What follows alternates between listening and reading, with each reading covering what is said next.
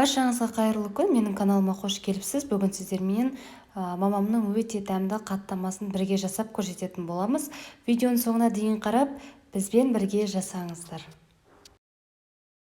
Алдымен бізге керегі 1 стақан жылы сүт, 1 стақан су, яғни жартылай сүт, жартылай су болады.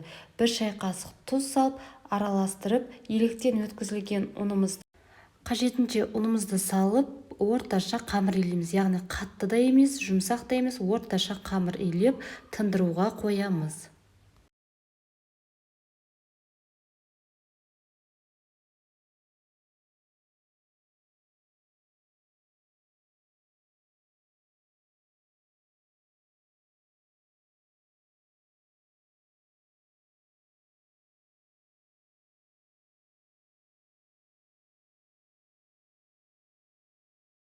Қамырымызды әбден илеп болған соң тындыруға жарты 1 сағат шамасында қалдырамыз. Қамырымызды 3 бөлікке, 2 бөлікке өзіңіздің қалауыңызша бөліп, әр бөлігін осылай жайып аламыз.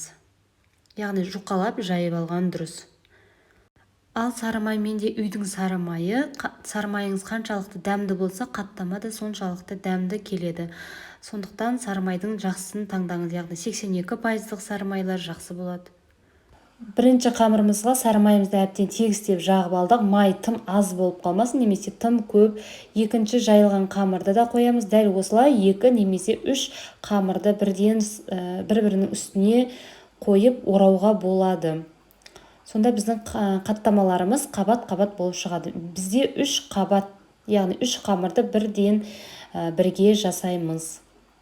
Үшінші қамырымыздың да бетіне сары майымызды тегістеп, әдемілеп жағып аламыз. Сары май тағы да ескерте кетейін, тым аз болып, құрғақ болып қалмасын.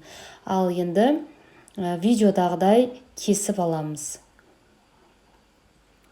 Осылай лента-лента етіп барлығын кесіп шығып, қаттамаларымызды орайтын боламыз. Дәл осылай барлығын орап шығамыз. Ораған кезде арасында ауа қалып кетпейтіндей бос етіп емес, тығыз етіп әдемілеп барлығын орап аламыз. Қаттаманы өзіңіздің үлкен-кіші жасауыңызға қарай көптеу немесе аз етіп жасауыңызға болады.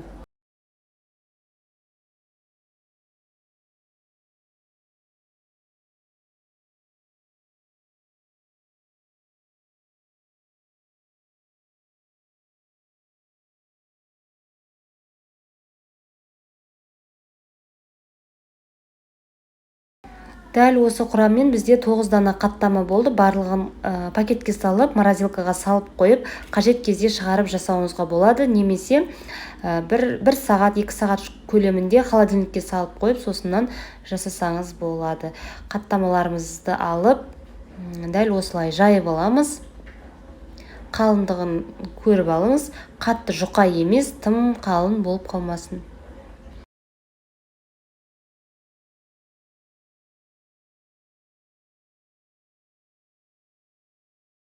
Ал енді пісіреміз. Оттың асты тым жай емес, тым қатты емес етіп, сұйық майымызды аздап құйып отырамыз. Әрі қаттаманы пісірерде сұйық майымызды жеке-жеке құйып аламыз.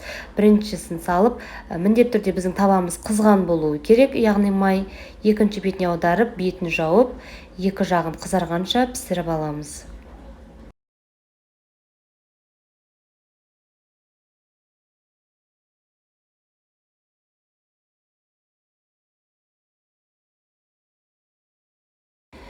Міне біздің өте дәмді, қабат-қабат болып шығатын қаттамамыз дайын. Дастарханға ыстықтай ұсынсаңыз, көпшілікке ұнары сөзсіз.